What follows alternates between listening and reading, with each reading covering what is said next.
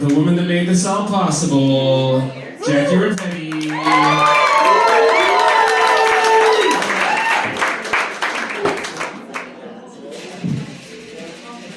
Give it up for Jordan. Thank you for hosting. He's taking my job for the night. I was like, I don't feel like doing this tonight. I'm just going to do a set. I'm not great at jobs. I get tired of them real quick. I used to work like more traditional jobs, 9 to 5, but I would call out sick a lot. And then my colleagues, like the next day, would be like, oh, we heard you were sick. Like, what was wrong? And I was like, I'm just sick of this job. Just didn't want to show up anymore. But now I do peruse Indeed pretty regularly, just in case this doesn't work out. I came across a job recently that the title of the job was just penetration testing. Oh. Yeah. And I was like, that's a job I could get behind. Or in front of. I recently came across another job recently that I didn't realize this is a job I've been training my whole life for. And this is real. A job to be a professional mourner. Like a crier, like a sad person, professionally. I was like, this is a job? It's a thing. And the job description was essentially like, you are the hype person for funerals. But like for sadness, like you're hyping the sadness. I'm like, I can do that. Like, you're sad, I'll be sad with you. Let's be sad together on another level.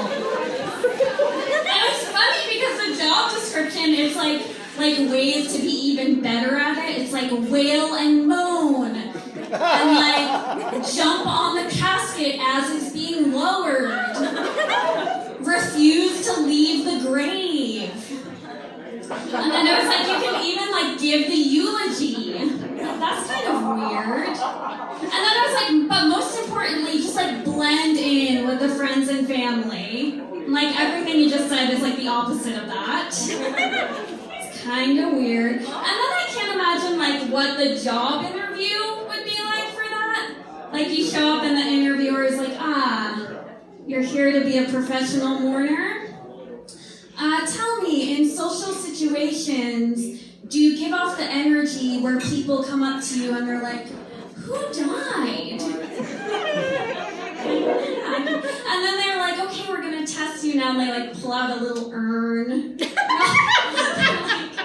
Like, this is Murray. He died. Go. Oh my god, I'm so sad.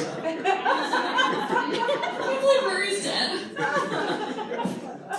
I think that could be a fun job. And then I got into like researching it, and I came across that an article that was like how not to cry at a funeral, and I realized I've also been training for that without knowing it. Because the advice to not cry at a funeral is just to lean your head back and blink a lot. And I'm like, I've been in that position. I'm not crying. I'm enjoying this. That's not tears. Those aren't tears. No. I think that's love juice. That is not. I'm happy. So that's cool. I think I have a lot of different job options. This is real. I was hired recently. So to make money in real life, I'm a freelance writer and editor. And a stranger on the internet hired me to write her wedding vows. I don't know her. I don't know anything about her life, but she was like, yeah, you're the one. She doesn't know that I'm a 29-year-old divorcee and that the biggest commitment I've ever made in my life is to my cat named Dolores. And my other cat, whose name rhymes with Dolores. If you get it, you get it. Seinfeld, anyone? But this random woman on the internet, she didn't give me much to work with. She was like, she didn't even give me the husband-to-be's name. She was like, we met in 7th grade. I was like, yikes. Are you sure? Met in 7th grade. We're from Minnesota. We moved to Florida. Our first house was wrecked by a hurricane. Oh, and then she made a point to tell me when we were in 7th grade and met, we weren't in love then. But we're in love now and we're getting married. And I was like, okay, I can work with that. So I wrote a draft of the vows for her. Do you guys want me to share them? I feel like I'm being amused. Do any of you want to join me in this chair, please? Sir, one of you. Please be my fake husband for 2 seconds. You don't have to do anything. You can sit down. Not too often. Chill out. Yeah. Okay, so these are the vows I wrote for the stranger on the internet. I didn't know you were here. My dear, what's your name? Austin. Austin? Austin! We met in 7th grade. We didn't love each other then, but we do now. We've set sail on a ship called Relation, and now we're gonna muddy those waters with blood diamonds and government paperwork. Sure, this relationship has weathered a hurricane or 2. Heck, we could approach a glacier, and at least I'd know I'm safe, because I'm a woman.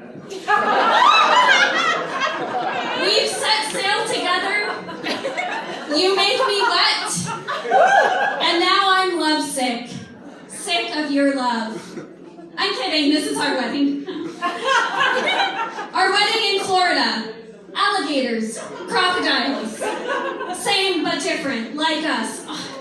Oh my god, I didn't want to cry, but it's okay.